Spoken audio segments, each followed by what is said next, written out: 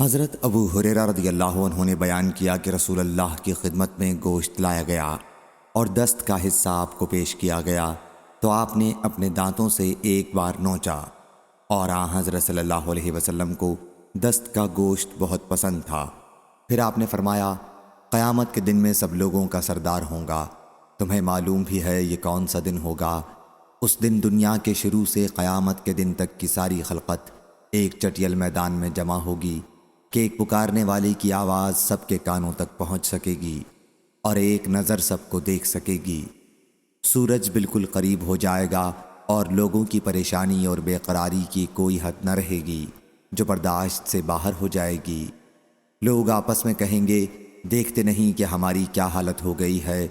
کیا ایسا کوئی مقبول بندہ نہیں ہے جو اللہ پاک کی بارگاہ میں تمہاری شفاعت کرے؟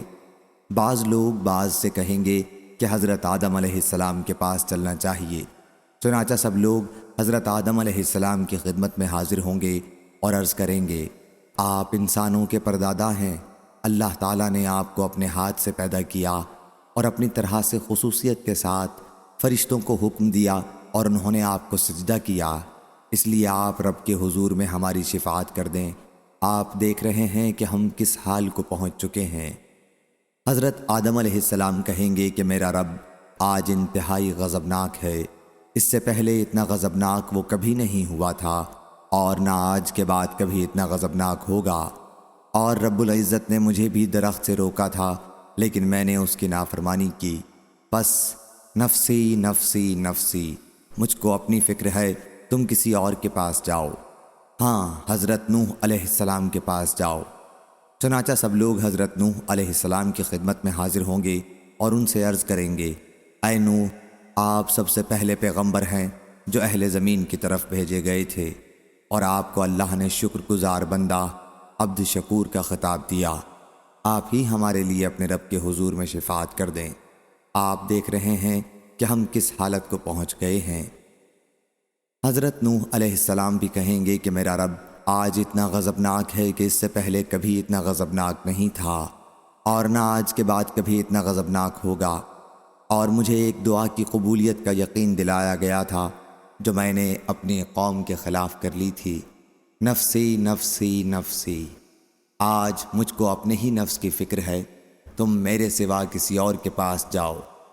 حضرت ابراہیم علیہ السلام کے پاس جاؤ۔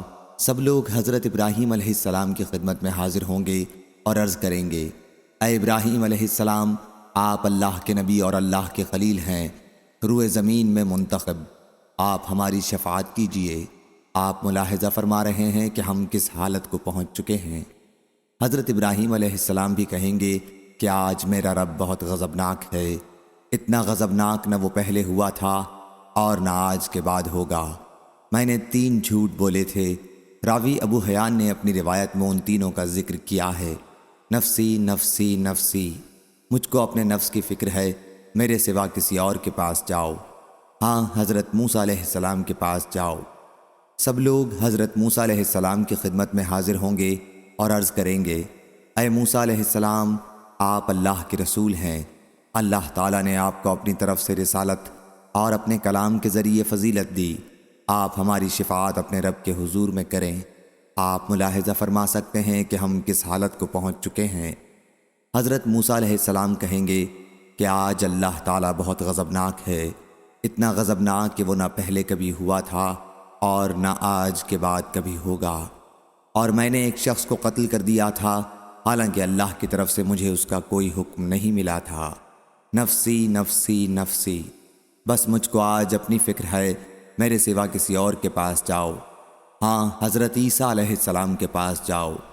سب لوگ عیسیٰ علیہ السلام کی خدمت میں حاضر ہوں گے اور عرض کریں گے، اے حضرت عیسیٰ علیہ السلام، آپ اللہ کے رسول اور اس کا کلمہ ہیں جسے اللہ نے مریم رضی اللہ عنہا پر ڈالا تھا، اور اللہ کی طرف سے روح ہیں۔ آپ نے بچپن میں ماں کی گود ہی میں لوگوں سے بات کی تھی، ہماری شفاعت کیجیے۔ آپ ملاحظہ فرما سکتے ہیں کہ ہماری کیا حالت ہو چکی ہے۔ حضرت عیسیٰ علیہ السلام بھی کہیں گے کہ میرا رب آج اس درجہ غضبناک ہے کہ نہ اس سے پہلے کبھی اتنا غضبناک ہوا تھا اور نہ کبھی ہوگا، اور آپ کسی لغزش کا ذکر نہیں کریں گے، صرف اتنا کہیں گے، نفسی نفسی نفسی، میرے سوا کسی اور کے پاس جاؤ، ہاں محمد صلی اللہ علیہ وسلم کے پاس جاؤ۔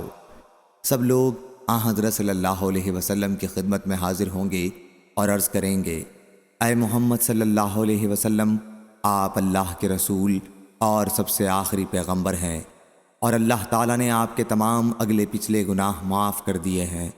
اپنے رب کے دربار میں ہماری شفاعت کیجیے۔ آپ خود ملاحظہ فرما سکتے ہیں کہ ہم کس حالت کو پہنچ چکے ہیں۔ حضرت صلی اللہ علیہ وسلم نے فرمایا کہ آخر میں آگے بڑھوں گا اور عرش تلے پہنچ کر اپنے رب عز و جل کے لیے سجدے میں گر پڑوں گا۔ پھر اللہ تعالیٰ مجھ پر اپنی حمد اور حسن ثنا کے دروازے کھول دے گا کہ مجھ سے پہلے کسی کو وہ طریقے اور وہ محامد نہیں بتائے تھے۔ پھر کہا جائے گا، اے محمد صلی اللہ علیہ وسلم، اپنا سر اٹھائیے، مانگیے آپ کو دیا جائے گا، شفاعت کیجیے آپ کی شفاعت قبول ہو جائے گی۔ اب میں اپنا سر اٹھاؤں گا اور عرض کروں گا، اے میرے رب میری امت، اے میرے رب میری امت پر کرم کر۔